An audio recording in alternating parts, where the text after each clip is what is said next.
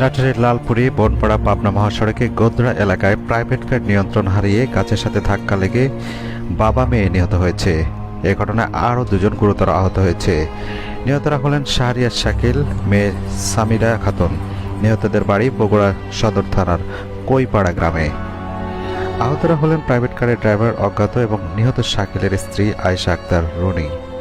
বৃহস্পতিবার সকাল 9:30টার দিকে পাবনা বনপাড়া মহাসড়কের কদমচিলার ইউনিয়নের গোদরা এলাকায় এই দুর্ঘটনা ঘটে। পুলিশের স্থানীয়রা জানান, শাহরিয়ার যশোরে এসকেএফ কোম্পানির চাকরি করতেন। ঈদের ছুটিতে তার বাড়ি বগুড়ার যাওয়ার পথে লালপুরের কদমচিলান গোদরা এলাকায় আসলে গাড়ির নিয়ন্ত্রণ হারিয়ে বাবলা গাছের সাথে ধাক্কা লাগে। এই ঘটনায় প্রাইভেট কার দুমড়ে মুচড়ে পড়ে যায়।